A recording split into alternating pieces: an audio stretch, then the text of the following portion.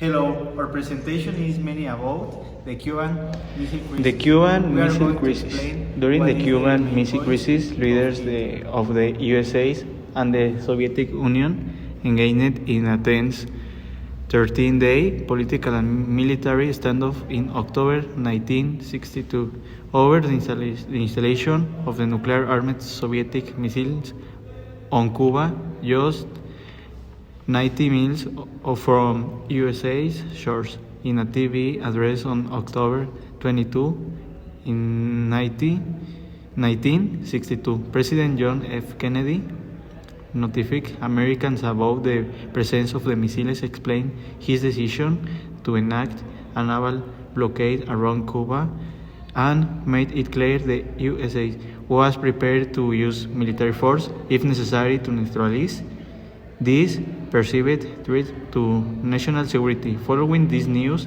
many people feared the world was on the brink of nuclear war. However, disaster was avoided when the USA agreed to Soviet leader Nikita Khrushchev offer to remove the Cuban missiles in exchange for the USA's promising not invade Cuba. Kennedy also secretly agreed to remove US missiles from Turkey.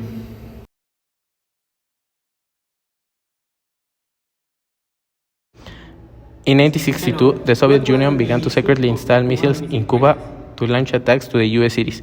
The confrontation that followed, known as the Cuban Missile Crisis, brought the two superpowers to the brink of war before an agreement was reached to withdraw the missiles. Causes of the Cuban Missile Crisis 1962. Communist Revolution of 1959, when Castro supported communism. Second, Bay of Pigs disaster 1961. And the final one, Castro support the USSR. October 14, 1962, a U.S. U-2 spy plane piloted by Mike Richard Heiser takes hundreds of photos of newly built installations in the Cuban countryside. As Heiser will recall years later in an Associated Press interview, he worries that he will be looked upon as the man who started war. October 15, sea analysts spot launchers, missiles, and transport trucks that indicate the Soviets are building sites to launch missiles capable of striking targets nearly across the United States. According to a 2013 article by Peter Kornblum, a senior analyst and Cuba expert at the National Security Archive in Washington. October 16, President John F. Kennedy meets with a team of advisors known as ex-communists to discuss how to respond to the missile threat. Secretary of Defense Robert McNamara presents John F. Kennedy with three options: diplomacy with Cuban leader Fidel Castro and Soviet Premier Nikita Khrushchev, a naval quarantine to Cuba, and an air attack to destroy the missile sites, which might kill thousands of Soviet personnel and trigger a Soviet counterattack on a target such as Berlin. John F. Kennedy rejects the attack and favors a quarantine to buy time to negotiate a missile withdrawal. John F. Kennedy and his advisors are careful to call it a quarantine because it is a blockade considered an act of war. October 22, in a dramatic 18-minute television speech, JFK shocks Americans by revealing unmistakable evidence of the missile threat and announced that the United States will prevent ships carrying weapons to reach Cuba, while demanding that the Soviets withdraw their missiles. October 23, Khrushchev writes to John F. Kennedy, rebuffing his demand that the Soviets remove the missiles, which the Soviet leader insists are instead solely for defensive purposes.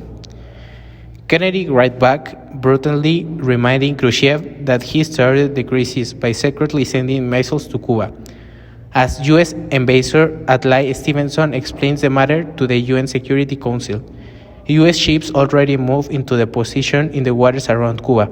Soviet Marines menacingly moved the Caribbean as well, posed as if they might try to break a blockade, but Soviet fighters bring military supplies headed to the Cuba stop in their attacks. October 24, Khrushchev sends an indignant letter to Kennedy, accusing him of treating the Soviet Union. You are no longer appealing for reason. but wished to intimidate the US, he writes. October 25, the Soviet arms freighters turned back toward Europe, but the oil tanker Bucharest approached the US quarantine zone, directly headed for Cuba.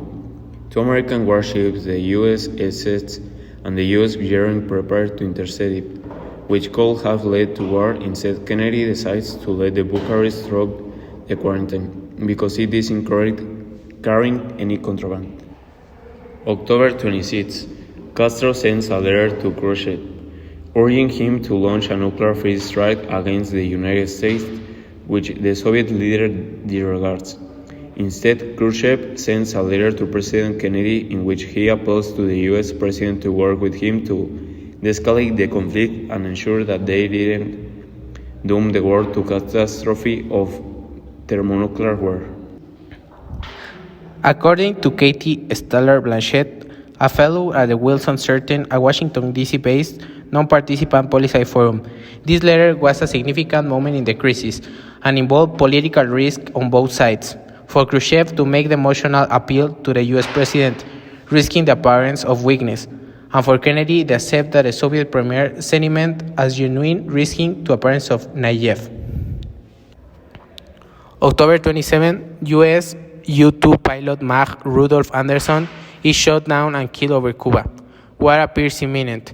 Assistant Secretary of Defense Paul Nietz says, "They have fired the first shot," and President John F. Kennedy remarks, "We are now in an entirely new ballgame." However, John F. Kennedy correctly concludes that Khrushchev had not himself given the order to shoot down Anderson's plane. The incident prompts both leaders to realize the situation is spiraling dangerously out of control. On the same day, Khrushchev sends another letter to Kennedy in which he demands that the United States withdraw missiles from Turkey as part of the deal.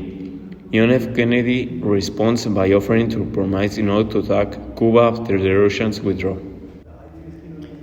That evening, John F. Kennedy's brother, Attorney General Robert Kennedy, meets with Soviet Ambassador Anatoly Dobrynin and says that the United States already planned to remove its missiles from Turkey, but could not say so publicly.